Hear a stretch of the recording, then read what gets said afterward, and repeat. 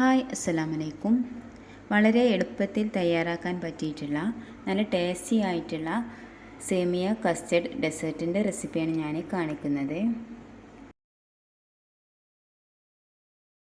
ഈ ഒരു ഡെസേർട്ട് ഉണ്ടാക്കാനായിട്ട് സോസ് പാനിലോട്ട് 2 ടീസ്പൂൺ നെയ്യ് ഒഴിച്ചു കൊടുക്കുന്നുണ്ട്.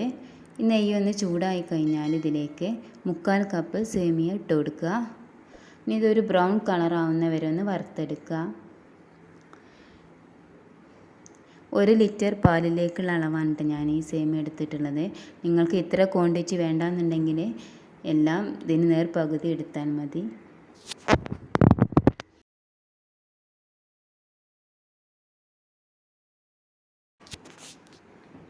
ഇത് കളറൊക്കെ ചേഞ്ചായി വന്നിട്ടുണ്ട്. ഇനി ഇതിലേക്ക് പാൽ ഒഴിച്ച് കൊടുക്കണം. ഇതിൽ നിന്ന് ഞാൻ 1/4 കപ്പ് പാൽ ഞാൻ മാറ്റി വെച്ചിട്ടുണ്ട്.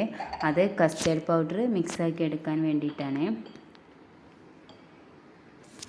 പാൽ ചൂടായി കഴിഞ്ഞാൽ ഇതിലേക്ക് മധുരത്തിന് ആവശ്യമായിട്ടുള്ള പഞ്ചസാര ചേർത്ത് കൊടുക്കുക. ഞാൻ 1/4 കപ്പിനടുത്ത് പഞ്ചസാര എടുത്തിട്ടുണ്ട്. അത് നിങ്ങളെ മധുരത്തിനനുസരിച്ച് ചേർത്ത് കൊടുത്താൽ മതി. ഈ സേമി വേവുന്ന ആ സമയം കൊണ്ട് നമുക്ക് ഇതിലേക്കുള്ള കസ്റ്റർഡ് മിക്സ് റെഡിയാക്കി എടുക്കണം. അതിനായിട്ട് ഞാൻ 3 ടേബിൾ സ്പൂൺ കസ്റ്റർഡ് പൗഡർ എടുത്തിട്ടുണ്ട്.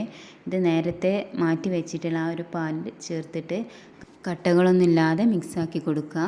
ഈ ഒരു കസ്റ്റർഡ് മിക്സ് ചേർത്ത് കൊടുത്ത് കഴിഞ്ഞാൽ കൈ വിടാതെ നല്ലോണം മിക്സാക്കി കൊടുക്കണം. പിന്നെ ഇതിലേക്ക് 1/2 ടീസ്പൂൺ വാനില എസൻസും 1/4 കപ്പോളം ബദാമാണ് ഞാൻ ചേർത്ത് കൊടുത്തിട്ടുള്ളത്. ഏത് നട്ട്സ് വേണമെങ്കിലും ചേർത്ത് കൊടുക്കുക. ഇത് തിക്കായി കിട്ടുന്നത് വരെ കൈ വിടാതെ നല്ലോണം മിക്സാക്കി എടുക്കണം. ഓവറായിട്ടാണ്ട് തിക്കായി കിട്ടേണ്ട. ഏകദേശം ഒന്ന് തിക്കായി കഴിഞ്ഞാൽ തന്നെ സ്റ്റൗ ഓഫ് ചെയ്യുക. അപ്പോൾ ഇത് റെഡി ആയിട്ടുണ്ട്.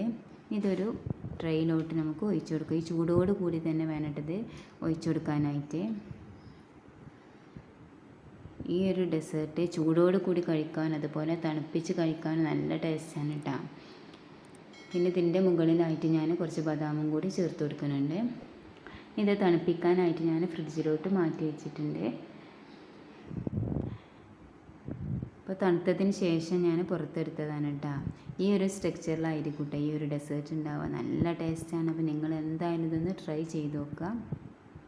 ഒരിക്കൽ ഇത് ട്രൈ ചെയ്ത് കഴിഞ്ഞാൽ വീണ്ടും വീണ്ടും ട്രൈ ചെയ്യുക. അത്രയും ടേസ്റ്റാണ്. അപ്പോൾ നിങ്ങൾ എൻ്റെ ചാനൽ സബ്സ്ക്രൈബ് ചെയ്യാത്തവരൊന്ന് സബ്സ്ക്രൈബ് ചെയ്യുക, ലൈക്ക് ചെയ്യുക, ഷെയർ ചെയ്യുക.